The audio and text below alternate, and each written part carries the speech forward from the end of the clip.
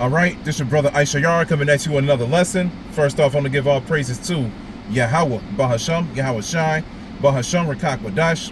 Double honors to the apostles of the great millstones I learned this truth from.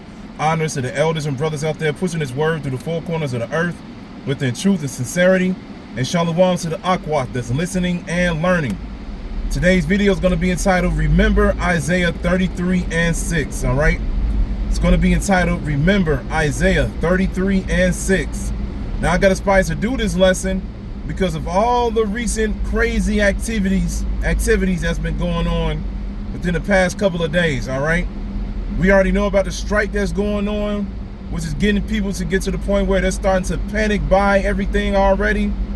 A lot of people are doing it, even in states that's not supposed to even be affected, all right? A lot of people are going into that 2020 mode again. And then I just came across a video where they said Amazon workers are getting ready to go on strike. All right. Then you got this whole thing with the with World War III building up.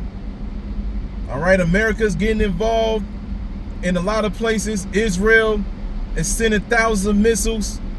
All right, going into Iran, so forth and so on, man. All of these things are happening, and it's happening fast, man. Fast. And a lot of people are starting to become nervous. But we, us in this truth, are not nervous. Yahweh Shai said himself in the book of Revelation, he said, fear none of those things that you shall suffer, meaning it's going to happen. We are going to have to suffer this trouble that's getting ready to happen, all right? But he said, fear none of it. He said, keep your wisdom, hold, your faith, and you shall be, he's going to give you a crown of life, all right? This roughly paraphrasing. He said, keep this wisdom, knowledge, and understanding, and keep faith all the way until he returns, and you'll be all right. And that's exactly what Isaiah 33 and 6 says. It says, wisdom and knowledge shall be the stability of thy times. The fear of the Lord is your treasure, all right? So while everybody else is in a mode where, like I said, they're panic buying, they're getting to the point where they don't know what to do. The first thing they think of is, oh shit, what I'm gonna do? They go to the store and get everything, and they try to make things better for themselves with their own terms, with their own, physical movements, so forth and so on, man. They're trying to make things happen for themselves. But the thing is, we're not doing that, man. Lord willing, we're gonna allow the Lord to protect us in this trouble that's getting ready to happen, man. All right, we seeing these things happen and we're not bugging out because we have this wisdom, this knowledge, this understanding. All right, when you read Romans the 15th chapter and you start from the top and go down to the 4th verse, it tells you the things that were written aforetime were written for our learning, so we can be comforted through the scriptures. Because our forefathers went through a lot of trouble. They went through a lot of situations where they were almost put to death. Or if they were put to death, they were put to death, for the name of the Lord, for the names of Yahweh Bashim Yahweh Shai. So these things were written so then we can learn from them, and now we can actually walk in those footsteps as well, all right? And this is why we do these videos, so we can be examples toward each other, toward the newcomers, so forth and so on, showing each other that, look, all of us are in this together, all right? We're in this together, but at the end of the, through the spirit, but we already know at the end of the day, this is an every man for himself thing, because you got to be the one to hold it together, man. You got to be the one to keep moving all the way until the Lord comes back. Brothers ain't going to be able to help you out if you get put in the guillotine. Brothers ain't going to be able to help you out when you realize that you lost your job and your family might turn against you and everything because the MOTB is mandatory. That's something you got to go through yourself. So when these things happen, you got to remember these scriptures. These scriptures are supposed to put you in a happy place, quote unquote, all right? It's supposed to calm you down because you see the prophecies are happening. This is what we've been wanting for the longest. So now that we see things are getting real, this is not the time to be bugging out, man. This is not the time to be bugging out. This is not the time to be shaky, hesitant, getting to the point where you second guessing yourself in this truth. It's a time for you to, hey, both feet down on the ground, boots on the ground, man. It's soldier time. It's game time, man. We are here. The books of 2nd Ezra 15 and 16, all right? It's happening. Jacob's trouble is about to begin soon, all right? I've been listening to Apostle Gabar a lot because he been, having videos like that.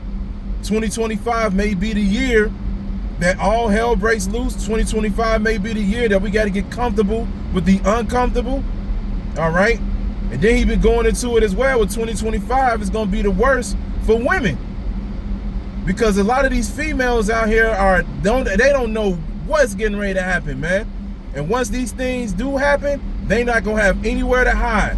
They ain't gonna have nowhere to go, nobody to protect them, and they gonna feel that, man. They gonna feel that. All of these females that been using these men that's doing all kind of wickedness, that shit about to come back on them, man, 100-fold. All right. But like I said, when these things happen, we don't bug out. We do not bug out. You got to remember, the same power that's bringing this destruction is the same power that's going to save. He's going to save his elect. All right, the elect. They were predestinated. You got to remember that. That's why it says make your calling and your election sure, man. Get to the point where you feel confident that you're going to be saved. All right? That's how you're supposed to feel right now. And you're supposed to be happy. You're supposed to be glad that you're seeing this place. What the scriptures say? I believe it's in the book of Sirach. I could be wrong, where it says there be 9 things that I would like to see. Roughly paraphrasing, one of them was to see the downfall of his enemy. All right? We're seeing the downfall of our enemy right now. And we know what's getting ready to happen, because what? 2nd Ezra 6 and 9 says, Esau is the end of the world, and Jacob is the beginning of it that followeth. We are literally living in the last days of Esau's rulership, man. We getting ready to go home. We can finally live in a world where we don't have to worry about being restricted. We can live in a world where we can actually live. We ain't got to worry about taking vacations, putting in PTO at work. You know? We ain't got to worry about going to work, waking up to alarm clocks, waking up to a broken family, waking up to no money, waking up to no food, waking up in this weak-ass flesh. We getting ready to go home and be gods, man. We're about to be gods. We're about to finally be in our homeland. We're going to be in our right minds. We're going to have a smile on our face forevermore, man. Literally, forevermore. So you got to remember, this time that we're going through right now is only temporary, man. It's only temporary. Keep that in the back of your mind. It's going to be a good thing to go through this trouble. This is going to be the ultimate way of showing Yahweh by Shem Yahushua that we have faith, man. Like I always like to bring out, when you read the book of Hebrews, the 11th chapter, that's like we was reading, saying, not reading, but saying before in Romans 15 and 4. Things were written aforetime for our learning. So when you read the book of Hebrews, the 11th chapter, it gives you all the different examples of what our forefathers and foremothers did when they came into situations where they literally had to lean on faith and belief in Yahweh B'Shem Yahushua. And every single time, did they ever come up short? No, they did not. The Lord was a man of his word. He said, look, if you keep faith in me and you keep doing what I told you to do, I'm going to make sure he's going to make sure that you're protected. And he's going to make sure you make it out of this trouble. He is a man that does not lie, all right? He is not the author of confusion. So you continue to do what you're supposed to do and you keep that faith, guess what? You're going to make it, man. But you got to make sure that you in a position to make it. You got to give the Most High a reason, man. You got to give him a reason. You can't just be like, well, you know, I'm an Israelite and I believe and so forth and so on. Just like Apostle Tahar literally uploaded a video not too long ago. He said, look, if you Israelites out there ain't calling on Yahweh and Yahushua, you are not part of the elect, man. There's still a lot of Israelites out there that say Yah, that say Yeshua, Yahweh, all of these different things, man. All these different names. Those are not the names. Yeah, they know that they're Israelites, but they not going to be of the elect, man, because the Most High is not going to hear anything other but what his name is. And his names, their names are Yahweh and Yahweh Shai, man.